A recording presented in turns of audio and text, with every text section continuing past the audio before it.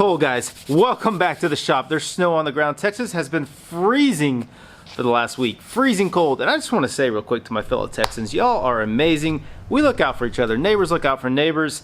And that's how Texas works. We don't depend on anyone. We take care of ourselves. And I think Texas has done an amazing job.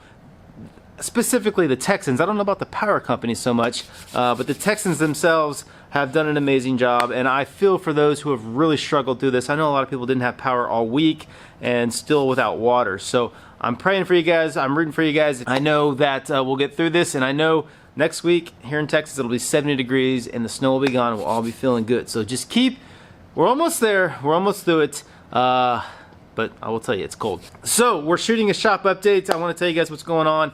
I've got brand new bandsaw and drill press I want to show you guys. I want to show you a few tricks of the trade on those. I don't want to just talk to you about the machines, but more show you how they operate and what they do.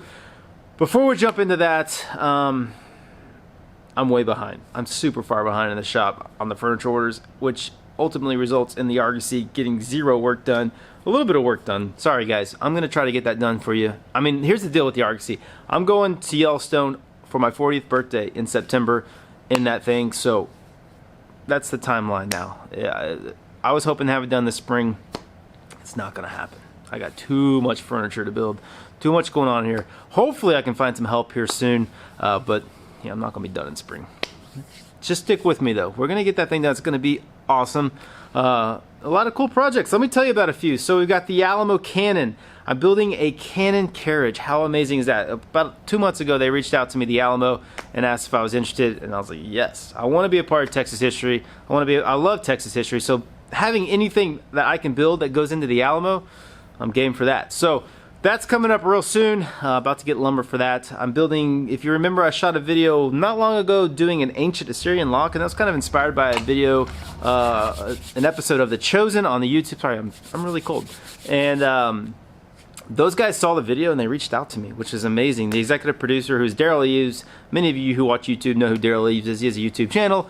Pretty cool guy. We got to talk on the phone, and now I'm building a table for a very important scene in episode 2, which I have to have done in a week from today. So that I started yesterday, trying to work in the cold, and I've got a little ways to go on that, but that's an exciting project. We'll be shooting a video on that as well. So you got the Alamo, the Chosen, 2 really cool videos. I've got a stack of lumber you saw me unload in the beginning of the video. And there's some 12-quarter walnut, a bunch of 6-quarter rift white, a bunch of 6-quarter walnut. Got 2 king-size beds in there, dining room table, and a bench. So that's all going to be filmed as well.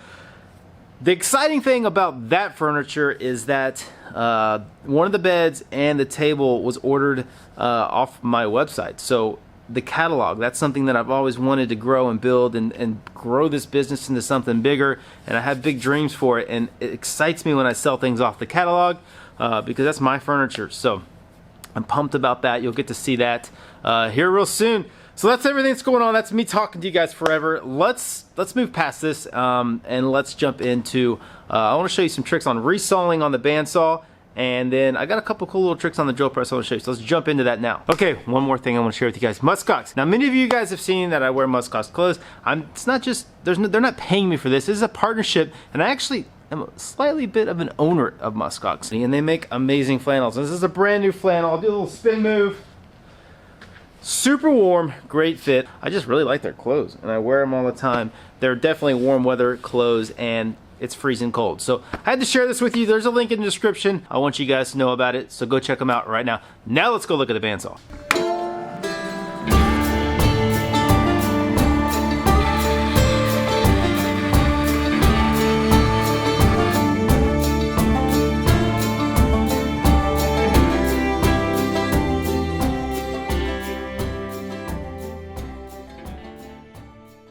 Okay, so here is the 14-inch Oliver bandsaw. I've had this now for probably about a month and a half. Been using it quite a bit.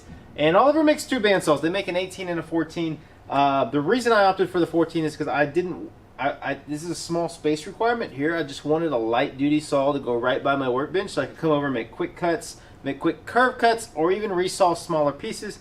If you're looking for a little bit heavier duty saw, something to resaw, you're going to do a lot of resawing on, I would opt for Oliver's 18-inch, not the 14-inch. That being said, this is a great saw and I've really enjoyed using it. It's It's got cast iron wheels, blade tensioning up here. You can release the tension, tighten it down. I think with any bandsaw you want to have a nice blade. This is a carbide tip Woodmaster blade, 1/2 inch. I also have a 1/4 inch, so when I want to cut round curved parts, we can do that as well. What I do want to do is show you guys my process. I want to resaw some veneers on this because I think we can do it. I want to show you that it's capable of it. First thing we got to do though is we got to upgrade the fence a little bit, add an attachment. That's a great thing about the fence all over. Well, first thing I love about this fence is it runs on bearings, so it's super smooth and easy to adjust. I love that about it. It's also extruded aluminum, so you have the T-slots in there. We can add an attachment to it, a bigger fence for more support, which is what we're going to do. Another great feature about the saw is the guides are so easy to adjust. You just crank them up and down like that. Just a really well made small little bandsaw that's going to do some great, that's going to really fill a void in my shop and help me do smaller tasks here at the workbench.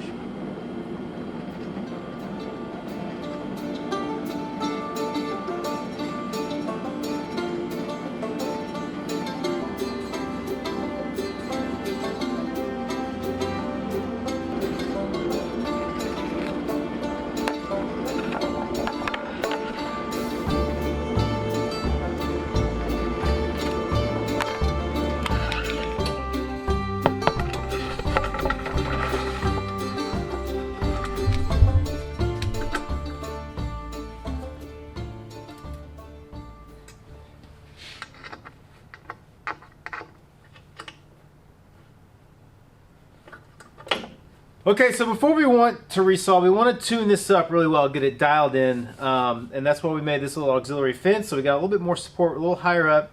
Now it is at a square right now.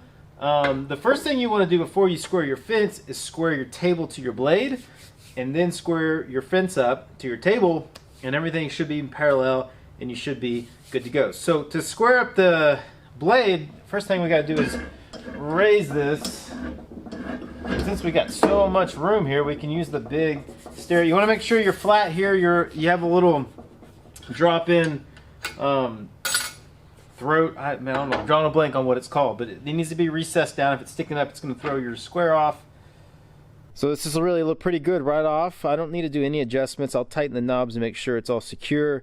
So now what we can do is we can bring this over here, and you can see here how I'm touching at the bottom and get a little gap here at the top. Okay, so we've got the blade squared up. Now what we want to do is get this fence. I square up the fence at the blade. It may be a little off at each end, but as long as when we're cutting, our distance from the fence to the blade is the same top and bottom, we know we're getting a good even thickness on our veneer. And right now it looks really good, so I'm going to crank this down nice and tight. And there's a slight bit of twist in this fence. It's really not bad. It's pretty darn close. It's probably the plywood, but I can even eyeball down here and see a pretty even nice gap between my blade and my fence, and that's what you want. So let's prep our material and let's make some veneer.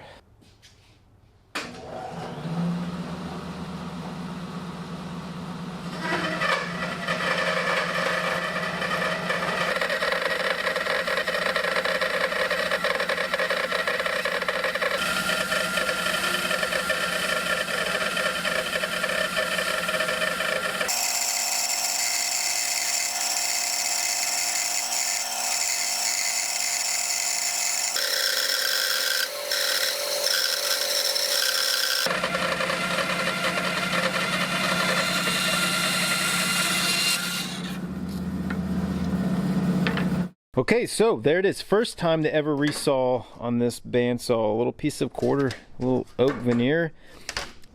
It's really pretty good for the first shot. We can do better. There's a little waviness to it. It's hard to see on the camera. You could definitely feel a little high spot. I think the issue I have, and I can tell by the way the saw sounds while it's cutting, there's not enough speed at the blade. So this saw, you can adjust the speeds. You got the belts here that on different size pulleys. I'm not exactly sure where I need to go with what to get a faster speed, but I know we can do it. This allows you to cut metal if you need to cut metal, or cut wood. I want it to be on the fastest possible speed because I think it's going to help us cut. We got a pretty aggressive blade on here, as you can tell. Quite a bit of hook in those teeth.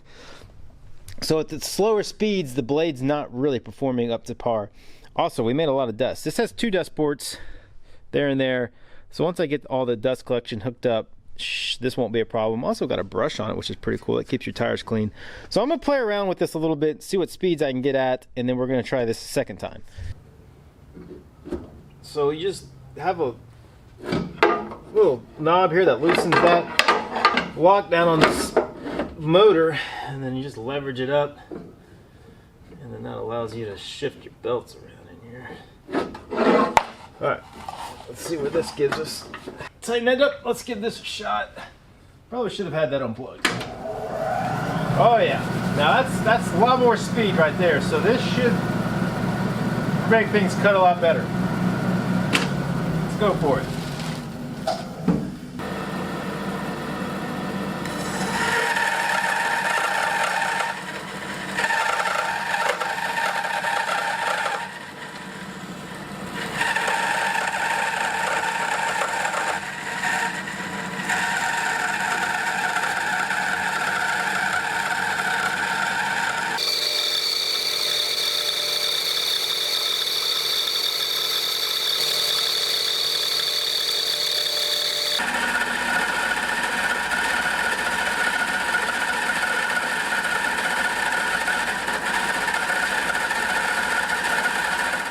Okay, so of course the memory card on my camera filled up, so you didn't get to see the finish of this, but it worked much better with the higher speed.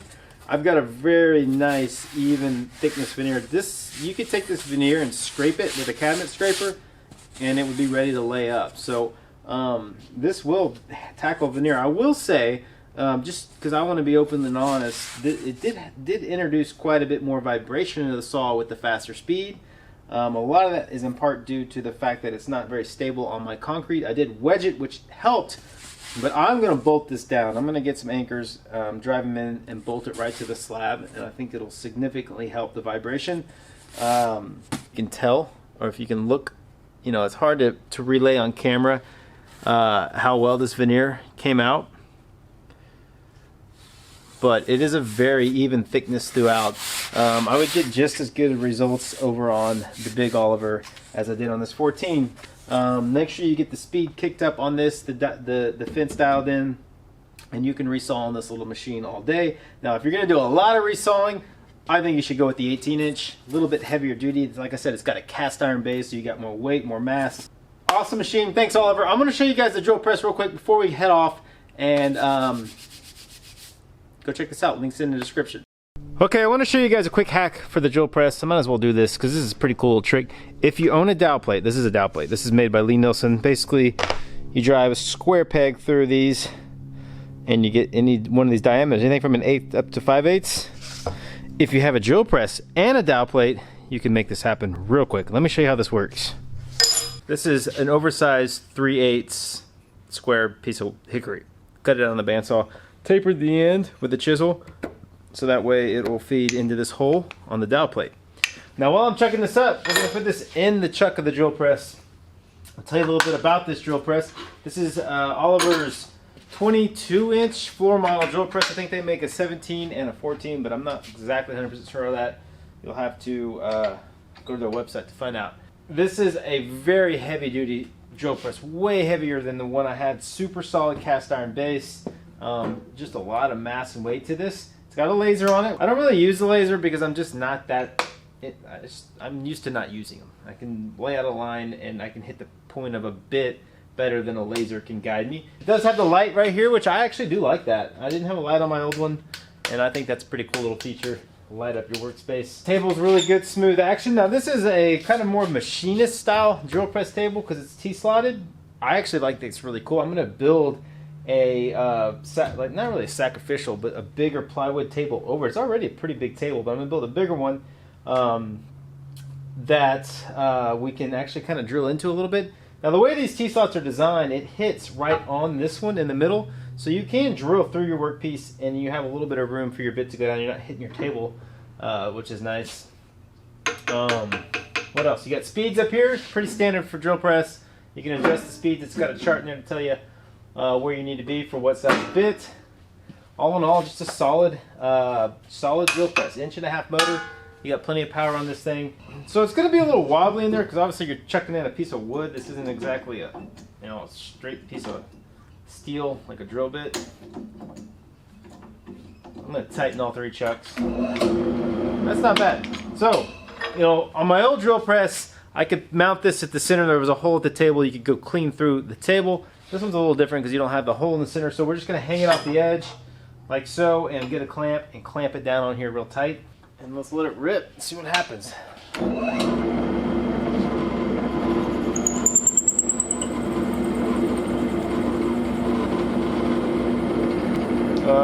is awesome.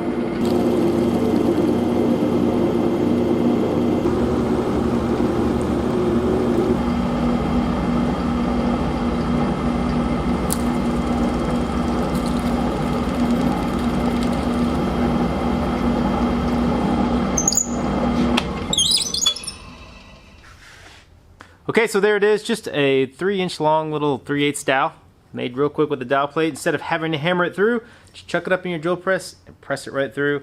This would be great for pinning tendons or doing a draw bore on a mortise and tenon. So, cool little hack. You got a drill press and a dowel plate. You got a way to make dowels real quick. Obviously, you're limited on your length, but if you're using it to peg mortise and tenons, that works out perfectly. So really pumped to have this in the shop. It's really been a great drill press so far, and I look forward to using it in future videos and future projects. A big thanks to Oliver for sending it my way. There's a link in the description. Go check it out. You can learn more about this machine. They have 3 floor models, I think, and 1 benchtop model. This is their big boy, the 22-incher. Really all-around great machine. If you're looking to replace your drill press, I would highly recommend this one. Okay, so that does it for this update. I hope you guys enjoyed seeing the bandsaw and the drill press. That bandsaw was actually quite impressive. I was pumped to see that it was capable of resawing like that. And I'm excited. I'm glad to have it. Thank you, Oliver. Y'all, the link's in the description. Go check them out. Before we leave, I want to show you the workbench is a little messy, so let me apologize. But I want to show you the chosen table because I've already started it. This video is coming soon. It's a trestle table out of cypress. This is the upright I'm working on here. This will be the profile, kind of the design of it, the shape. A lot of this is going to be done by hand. I busted out my old wooden plane to do a lot of this. You can see I've been doing a lot of hand planing. Shavings everywhere. I've got the top pieces, one right here, and then the other 2 down there. And then I did have to glue up the feet to get the size I needed. Those are in the clamps. So that video's coming. Really cool project. Going to be a quick one. I'm going to try to build it kind of the way things would have been made first century, although I can't entirely do that. I'm going to try my best to do that. There'll be a balance because I've obviously got a time crunch here, so I've got to use some machinery to get through it a little bit quicker. Stay tuned, guys. A lot is coming your way. The Cannon carriage, the chosen table, and then all that other furniture. So appreciate you guys tuning in. Shoot me a comment. Let me know what you think. Apologize about the argosy for those who follow me. I promise you it's going to get done, and it's going to be awesome. I just need a little bit more time. So stick with me. We'll see you guys next time.